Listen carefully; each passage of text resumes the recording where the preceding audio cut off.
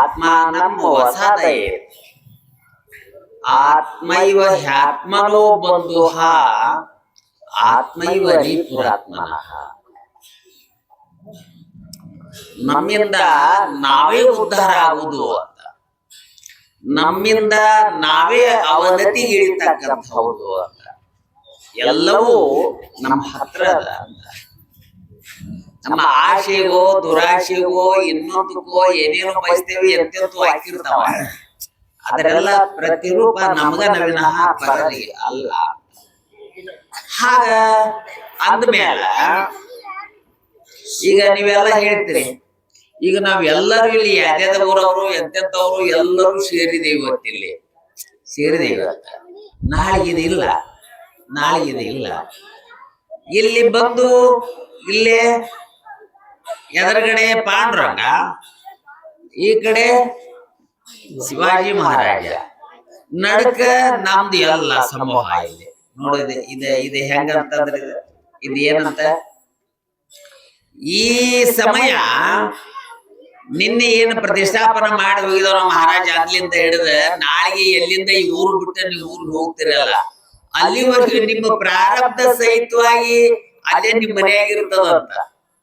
ನಿಮ್ಮ ಮನೆಗೆ ಹೋಗುವವರೆಗೂ ನೋಡ ಭಗವಂತನ ಸಿದ್ಧಾಂತ ಹೆಂಗದ ಅದಕ್ಕೆ ಹೇಳಿದವ, ನಿಮ್ಮಿಂದ ನೀವೇ ಉದ್ಧಾರ ಆಗುದು. ಹೆಂಗ ಉದ್ಧಾರ ಆಗುತ್ತೆ ಹೇಳಿದ್ರ, ಸಜ್ಜನರ ಸಂಘ ಇದೆ, ಸಂತರ ಸಂಘ. ಆ ಸಂಘದೊಳಗೆ ಎಲ್ಲಿ ಇರ್ತಿರಲ್ಲ ಅದು ಹೊರಳಿ ಮರಳಿ ನಿಮ್ಮ ಮನೆಗೆ ಹೋಗ್ಬಿಟ್ಟ ಪ್ರಾರಬ್ಧ ನೀವು ಏನು ಸಂಪಾದನೆಯನ್ನ ಮಾಡ್ತಿರಲ್ಲ ಅದು ಮಾತ್ರ ನಿಮ್ಮ ಸ್ವತ್ತಾಗಿರ್ತದ, ನಿಮ್ಮ ಸ್ವತ್ತಾಗಿರ್ತದ ಅಂತ. ಅದಕ್ಕೆ ಏನ್ ಬೇಕು? ಸಂಸ್ಕಾರನ ಬೇಕದಕ್ಕೆ, ಸಂಸ್ಕಾರನ ಬೇಕದಕ್ಕೆ. ಈಗ ನೀವು ಇಷ್ಟ ಬಂದು ಕುಂತೀರಿ ಇಲ್ಲಿ ಜನ, ಮತ್ತೇನ್ ಉಳಿದ್ರೆ ಯಾಕೆ ಬಂದಿಲ್ಲ? ಅವ್ರಿಗೆ ಆ ಯೋಗ ಇಲ್ಲದ, ಆ ಭಾಗ್ಯ ಇಲ್ಲದ. ಇಲ್ಲಿ ಯಾರು ನೆರೆದಿದ್ರು ನಿಮ್ಗೆ ಮಾತ್ರ ಅದ ಅಂತ. ಇದು ಹೆಂಗಿರ್ಬೇಕು? ಹೆಂಗಿರ್ಬೇಕಿದೆ? ಇವತ್ತ ಆಟ ಅಲ್ಲ, ನಾಳೆ ಆಟ ಅಲ್ಲ. ಇವತ್ 2 ದಿವಸದ ಸಪ್ತಾಹ ಮಾಡ್ತಾ ಇದ್ದೇವೆ ಅಂದ್ರೆ 2 ದಿವಸ ನಿಮ್ ಹತ್ರ ಇರುವಾಗಿಲ್ಲ. ಅನನ್ಯ ಚಿಂತೆಯಂತೋಮ ಈ ಜನಃ ಪರ್ಯುಪಾಸತೆ ತೇಷಾಂ ನಿತ್ಯಾಭಿಯುಕ್ತನ ಯೋಗಕ್ಷೇಮಂ ವಹಾಮ್ಯ. ಎಡ ಬಿಡದೇ ಇರ್ಬೇಕು ನಾಮ. ಕಾರ್ಯಕ್ರಮ 1 ದಿವಸ 2 ದಿವಸ ಆಗ್ತದ, ಮುಗಿತು, ಹೊರಳಿ ಮನೆಗೆ ಹೋದ್ರಿ ಅಂದ್ರೆ ನಿಮ್ಮ ಕೆಲಸ ಕಾರ್ಯಗಳು ಏನು ಮಾಡ್ತಾ ಇರ್ತಿರೋ ಅದರೊಳಗೂ ನಾಮ ಬೆರೆಸ್ಬೇಕಂತ. ಸಂಸಾರದೊಳಗೆ ಸತ್ಸಂಗವನ್ನ ಬೆರೆಸುದು ಅಂತಂದ್ರೆ ನಾಮ ಅಷ್ಟೇ, ಮತ್ತೆ ಉಳಿಕಿದೇನಿಲ್ಲ. ಎಷ್ಟು ಸರಳ ಅದ ನೋಡೋದು. ಬಾಯಿ ರಾಮಕೃಷ್ಣ ಹರಿ ಅಂತದ, ನಿಮ್ಮ ಕೈ ನಿಮ್ಮ ಕೆಲಸ ಮಾಡ್ತಿರ್ತಾವ. ನೀವು ಮಾಡಬೇಕಾದಂತ ಕೆಲಸ ಕಾರ್ಯದೊಳಗೆ ನಾಮವನ್ನ ಬೆರೆಸ್ಕೊಂಡು ನೀವು ಮಾಡಿದ್ದ ಕರೆ ಆದ್ರೆ ಅದು ಪರಿಪೂರ್ಣ ಆಗಿರ್ತದೆ. ಎಷ್ಟು ಸರಳ ಐತಿ ಭಗವಂತ, ಎಷ್ಟು ಸರಳ ಆಗಿರ್ತಾನ, ಎಷ್ಟು ಸರಳ ಐತಲ್ಲ. ಹಂಗ ಇದಕ್ಕೆ ಏನ್ ಬೇಕು? ಸಂಸ್ಕಾರನ ಬೇಕು. ಸಂಸ್ಕಾರ ಐತಿ ಅಂದ್ರೂ ಕೂಡ ಅದ್ರಾಗ ವ್ರತಾನು ಬೇಕಂತ, ವ್ರತಾನು ಬೇಕಂತ. ತಸ್ಮಾತ್ ಸರೇಷು ಕಾಲೇಶು ಮಾಮನುಸ್ಮರಃ ಯತ್ಯಜ ಮಯೋರ್ಪಿತ ಮನೋರ್ ಬುದ್ಧಿರ್ಮ ವೇವೈಸ್ಯಸ್ಯ ಸಂಶಯ. ನಿನ್ಗ ವ್ರತ ಅನ್ನೋದನ್ನ ಎಷ್ಟರ ದಿನ ಅಪ್ಪಿಗೋ, ಅದನ್ನ ಹೆಂಗ ಅಪ್ಪಿಗೋ? ಭಕ್ತಿಯಿಂದ, ಪ್ರೀತಿಯಿಂದ, ಪ್ರೇಮದಿಂದ, ಮಮತೆಯಿಂದ, ವಾತ್ಸಲ್ಯದಿಂದ ಅಪ್ಪಗೋ. ಅದ್ರಾಗ ಸ್ವಲ್ಪ ಮತ್ತೆ ಸಂಶಯ ಬಂತಂದ್ರ ಅದು ವ್ಯರ್ಥ. ಸಂಶಯ ಬರೋಗಿಲ್ಲ. ವ್ರತವನ್ನ ಅಪ್ಪಗೋ ಮಾಡ್ಕೋ. ಹಂಗಾರೆ ಇಷ್ಟೆಲ್ಲ ಇದನ್ನ ಮಾಡ್ಬೇಕಾದ್ರ ಮೂಲತಃ ಆ ಮನಿಯೊಳಗ, ಆ ಗೃಹದೊಳಗ ಈ ಸಂತರ ಸಂಘ, ಈ ತಾಯಿಯ ಒಡನಾಟ. ತಾಯಿಯ ಒಡನಾಟ ಅಂದ್ರೆ ಹೇಳಿದ್ರಲ್ಲ, ಕೇಳಿದ್ರಲ್ಲ ನೀವು, ಮಕ್ಕಳಿಗೆ ಮೊದಲು ಮನೆಯ ಪಾಠಶಾಲೆ ಅಂತ.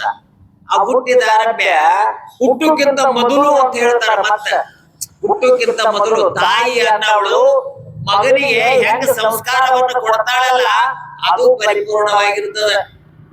ಗರ್ಭದಿಂದ ಹೊರಗೆ ಬಂದಾಗ ಸಂಸ್ಕಾರ ಕೊಡುದು ಬೇರೆ.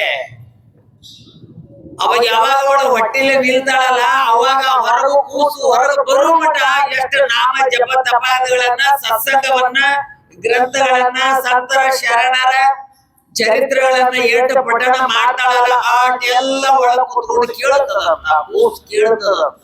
ಹೊಟ್ಟೆಯಾಗಿದ್ದಾಗ ಕೊಟ್ಟಂತ ಸಂಸ್ಕಾರ ಅಂತೆ ಅದು ಪರಿಪೂರ್ಣ ಅಂತ.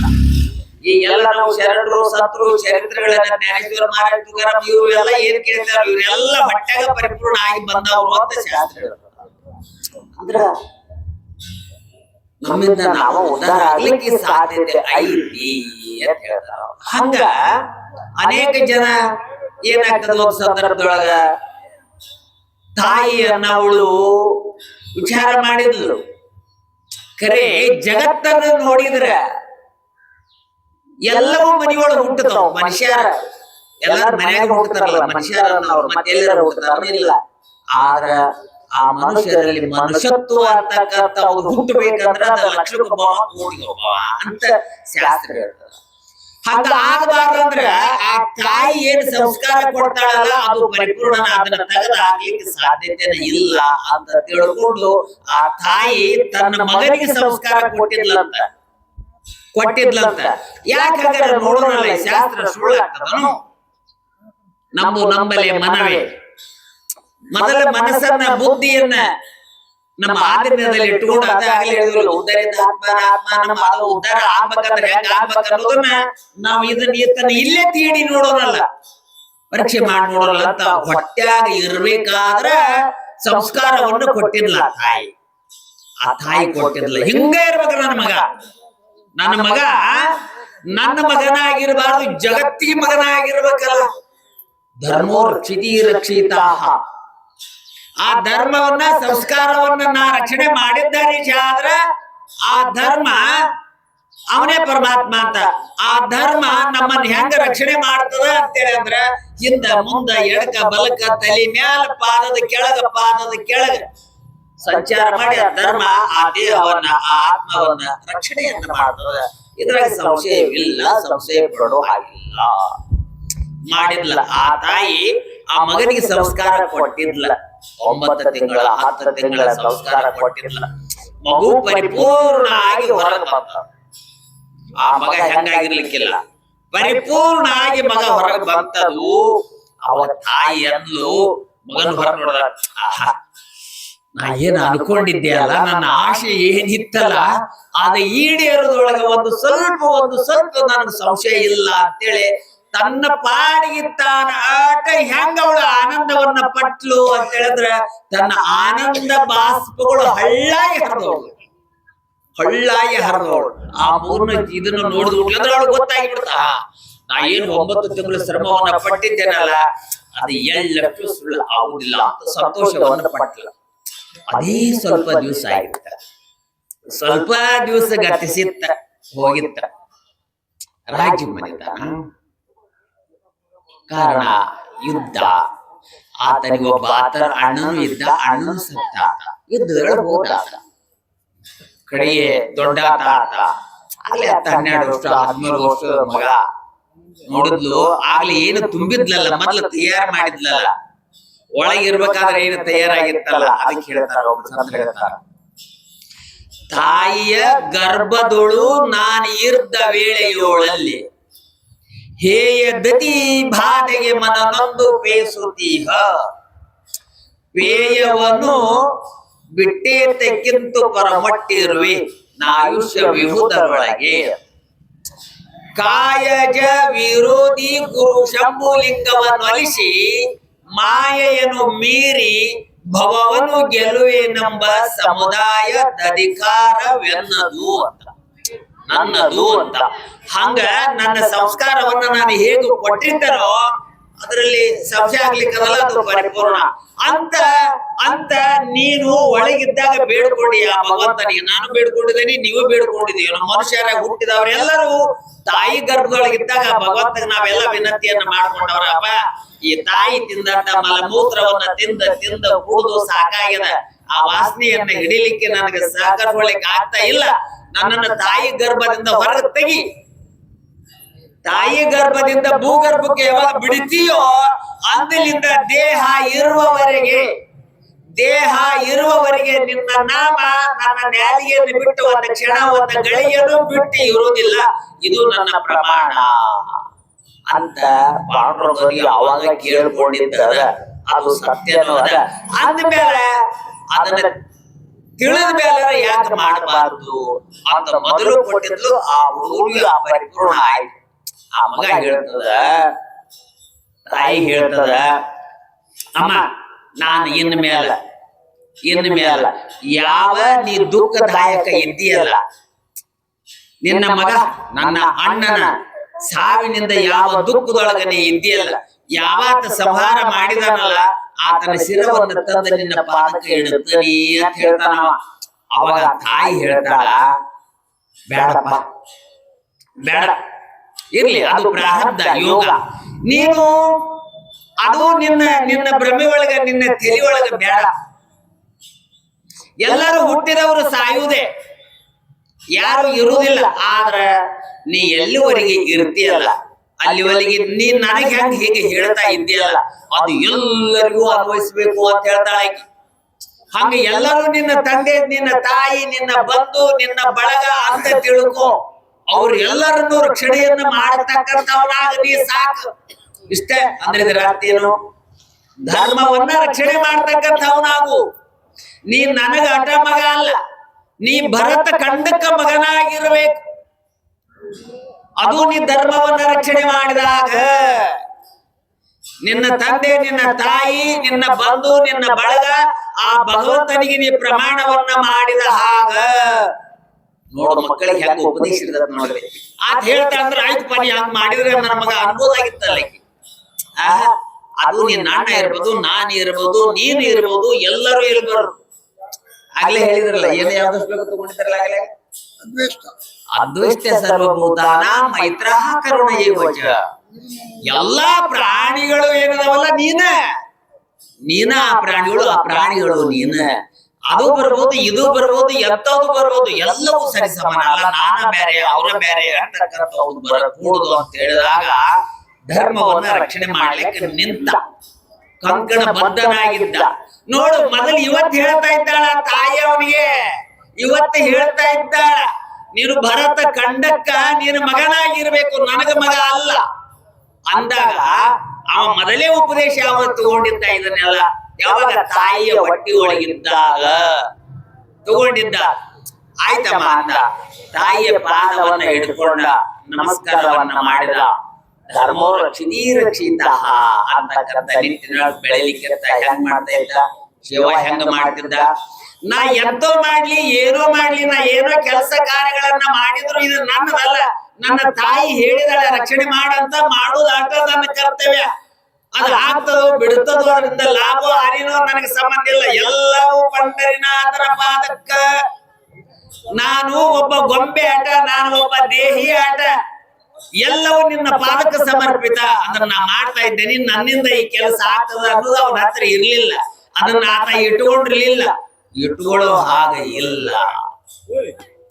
ಹಾಗ ಮಾಡಿದ ಮಗ ಏನ್ ಮಾಡಿದ? ಎಲ್ಲವೂ ಭಗವಂತನ ಪಾದಕ ಸಮರ್ಪಣವನ್ನ ಮಾಡಿ ತನ್ನ ಕೆಲಸ ಕಾರ್ಯಗಳನ್ನ ಪ್ರಾರಂಭ ಮಾಡಿದ. ಎಲ್ಲವೂ ಯಶಸ್ಸು ಆಯ್ತು ಅವ್ರಿಗೆ. ಅವ ಏನು ಮಾಡ್ತಾ ಇದ್ದಾನಲ್ಲ ಎಲ್ಲವೂ ಪರಿಪೂರ್ಣದ. ಯಾಕ? ಬಾಯಿ ಒಳಗ ನಾಮದ, ಒಂದು ಕ್ಷಣ ಒಂದು ಗಳಿಗೆ ಬಿಟ್ಟು ಇರುವಂಗಿಲ್ಲ. ಭಗವಂತನ ನಾಮದ ಬಾಯಿ ಒಳಗ ನಾಮದ ಅಂದಾಗ ಎಲ್ಲವೂ ನಿನ್ನದಂದಾಗ ಅವನ ಕೆಲಸ ಮಾಡ್ಕೊಳ್ಬೇಕಲ್ಲ, ಇನ್ನೊಬ್ಬರದ ಅಲ್ಲೇ ಇಲ್ಲ. ನೋಡಿ ಹೇಗಿರ್ತದೆ, ನಾನು ಒಬ್ಬ ಗೊಂಬೆನಾಗಿ ಕೆಲಸ ಮಾಡ್ಬೇಕಟ ಅಂತಕ್ಕಂಥ ವಿಚಾರದಾಗ ಮಾಡ್ಲಿಕ್ಕೆ ಪ್ರಾರಂಭ ಮಾಡಿದ. ಕೆಲಸ ಮಾಡ್ಲಿಕ್ಕೆ ಪ್ರಾರಂಭ ಮಾಡಿದ. ಯಾಕಪ್ಪ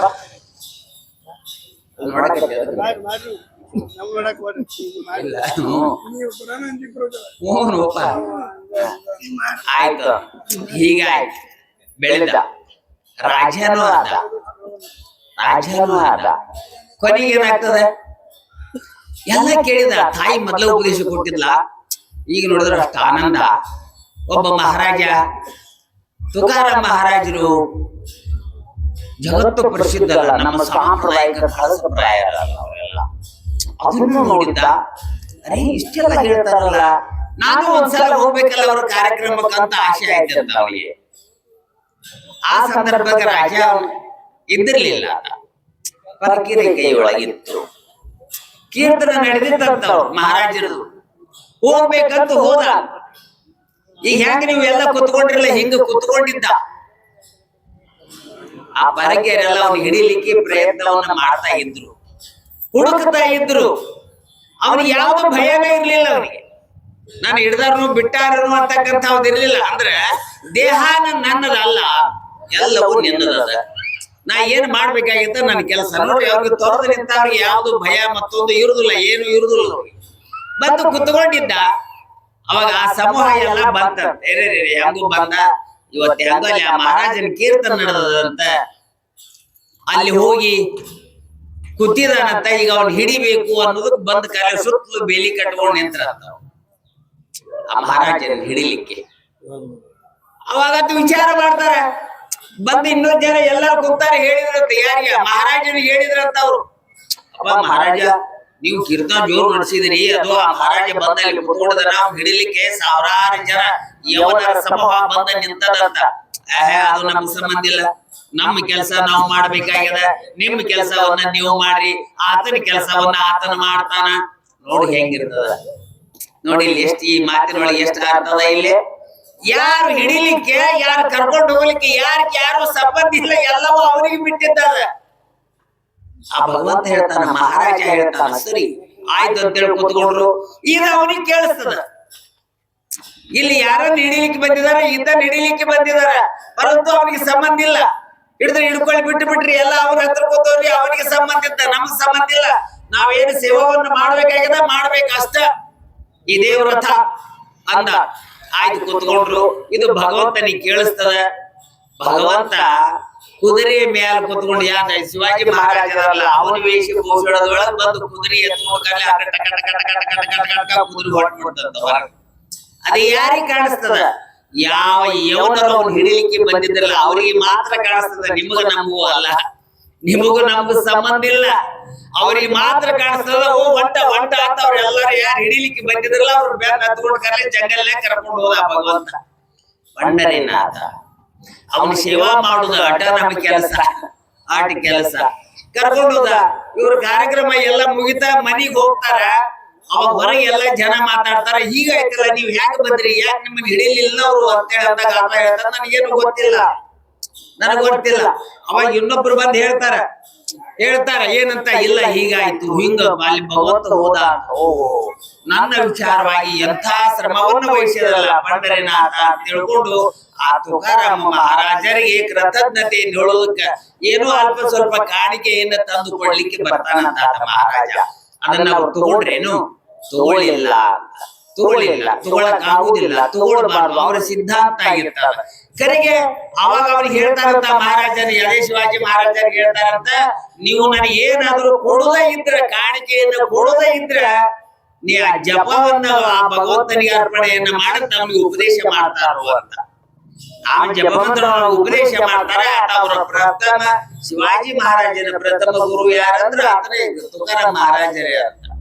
ಹೀಗಿರ್ತದಂತ. ಯಾರಲ್ಲಿ ಇರ್ಲಿ, ನಾವು ಮನುಷ್ಯರಾಗಿ ಹುಟ್ಟಿದೇವಂತ ಎಲ್ಲರಿಗೂ ಆಶೆ ಆಕಾಂಕ್ಷೆಗಳು ಇರುವುದೇ ಇಲ್ಲ ಅಂತಿಲ್ಲ.